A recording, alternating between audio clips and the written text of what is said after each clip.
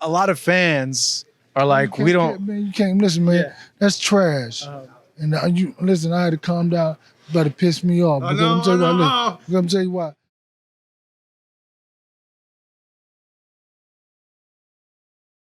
Hey, what's up, everybody? Marcos Villegas being joined here with Derrick James, a few days away from Errol Spence facing Yordenis Ugas. Interesting thing that I want to touch on. Errol is telling us and said yesterday that he's just as motivated coming into this fight as he was when he was coming into his first title shot against Kell Brook. I believe so. Why is that? I think that he has a lot to prove. I think that Ugas poses challenges that he wants to show the world that he has the ability to be great again. I think that Ugas is a phenomenal fighter, I guess, and it's just like, hey, listen, it's time.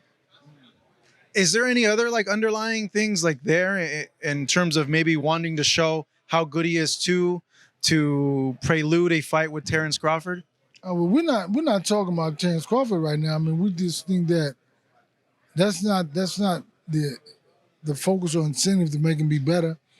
Even though that would be something that's just like you say, we build off that into a fight, but just focus on 100% Ugas. I mean, not even talking about Crawford, not thinking about him, not in the motivation that he wants to be better. No, but it's like he wants to be better for himself, to beat Ugas, to be better in the fight, and to be phenomenal. I'm sure you mentioned it, but a lot of people are still questioning if this is the same Errol, if he's the same since the accident. I bet that's also a big motivation to show that no, he's a lot better than he was from the accident. No, I'm gonna tell you like this: in the Sean Porter fight and the Danny Garcia fight, the difference is that in Danny Garcia fight is that he worked through therapy for months, and he didn't go to therapy, so we just worked out his sore, he's aching, he's in pain, he's working, build to get to the fight date, right? So that's the difference is. So it's not like when he started this camp, he was fresh. He had already been training, already been working out. He didn't have the angst, he didn't have the pain, he didn't have the woe that he had coming from the Danny Garcia, going into the Danny Garcia fight because he didn't have an accident. The eye injury was something that healed naturally. So with that, then giving into this fight, did it feel like a fight from before, like Porter and Brook and those camps? Yeah. I think that you see the strength and everything of like as he's fighting, getting ready to fight Kell Brook. Like that whole motivation, the whole determination, everything was like more of a Brook fight. What else have you noticed that he's improved or he's gotten better since the Danny Garcia fight, or that is completely different from that fight? I think he's very vicious. He's punching very vicious. He's been looking very vicious, very strong, very physical. Why is that? I don't know why. I mean, but I think that What do you attribute it to? What is he doing different? like this. Yeah. Those fights he was working through something or working from something. Now we started on a clean slate. And so from the first day of training camp, he'd already been in the gym working out. He'd already been in the gym sparring. So once he picked it up, he's already fresh. He's already going. Do you think how he's maintaining a healthy lifestyle, I mean, being very consistent with his training, is this a new standard for him? Do you foresee that this is going to be the Spence that you see in the gym now? It's not going to get any less than this. It's going to be this and a lot better going forward to other fights. I believe so. I think he was like this even in the last camp. He was like this, yeah. But I think that now he sees the true benefits of it. He sees the true that focus. He's been focused, so I won't say he wasn't focused. I just think, like I said, it's one thing to be working from an accident, right? And to be working from gradually getting into something.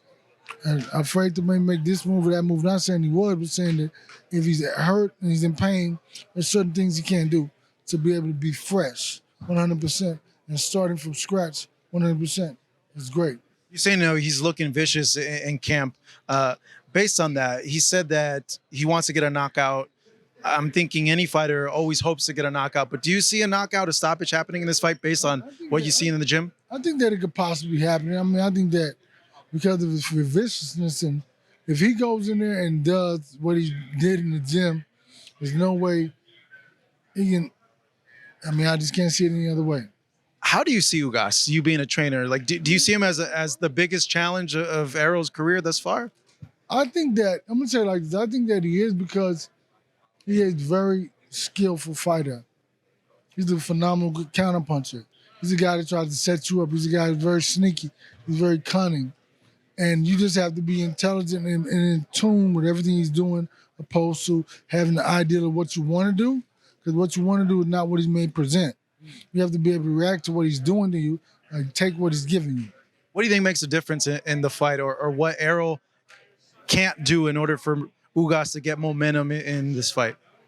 I think that momentum changes from one shot. So you could have momentum, but one shot could change the whole fight. One big shot from Errol. I mean, Ugas has 12 knockouts, so he does have knockout power. But I think that Errol just, his physicality and his ability and his desire to want to be great would change a lot of things. You think just overall he's just too much for Ugas? I'm not saying that, but I'm saying you never know. All right, we're magically back here with Derrick James. Different location, but Derrick, a lot has been said, the winner of this fight, going into a fight with Terence Crawford. Yeah. Like, have you gotten an indication from Errol that that is the next fight, that he wants that to be the next fight? Well, I mean, I won't say we had personal conversation. What I'll say is that he said this 4 or 5 years ago.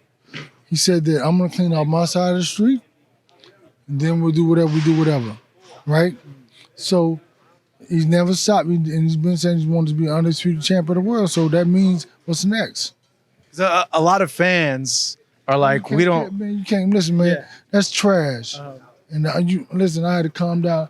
You better piss me off. Because I'm gonna tell you why. Yeah. If he said that's what he wanted 4 or 5 years ago, he's doing what he said he was going to do. Yeah.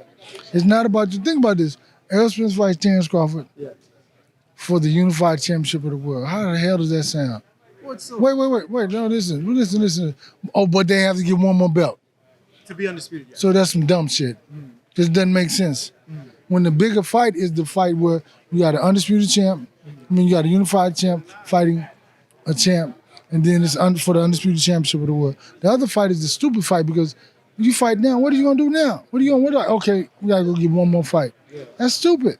Why would, if that guy's who he say he is and we know who we are, why not fight for the undisputed championship of the world? Are you confident because he's a free agent now that fight can get made? I know like a big problem was because he was with Top Rank. I'm not talking about it because I know everything can happen. Yeah. I didn't say anything can happen. I said everything can happen.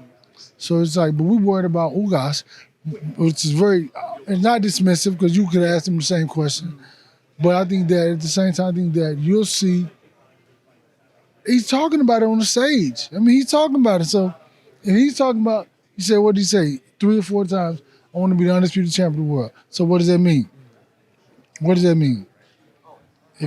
That's, When you look at the future and say he does go into an undisputed fight and he wins, has there been conversations about him moving up to 154 recently? I mean, I won't talk about that either, but I'm saying, really, to be honest, I mean, we know he may move up or whatever, but, that has nothing to do with, because I think that if a guy can sell this out, right, they're not coming to see him because he's fighting for the world title. They're coming to see him because of who he is. So he doesn't need a belt to be able to pack the house. Fighters are bigger than those belts or those situations, right? So it's like, does he really need a belt?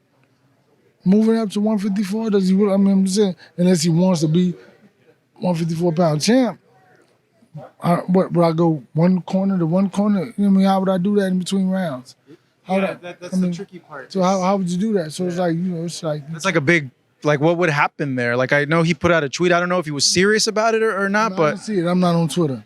Yeah. He said like, I don't know if he was like exaggerating or like, if the money's right, but he did tease like, if I move up, like, there is that fight there and if the price is right. Look, put it like this. There's only 5 boxers in boxing that make their own money. 5 boxers. Everybody else are paid employees.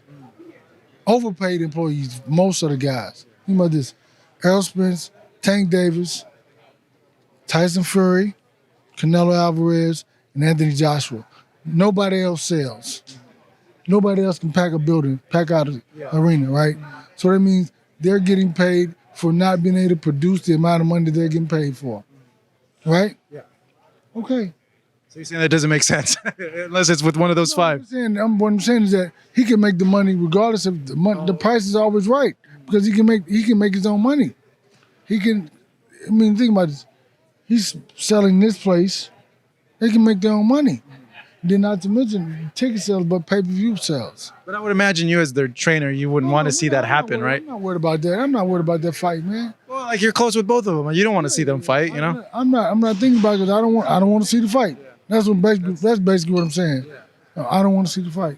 That's kind of tough one, huh? Like, so you have a relationship with both, you know? Like I said, he doesn't need a belt to be able to do what he's doing here. He doesn't need the championship. He doesn't need.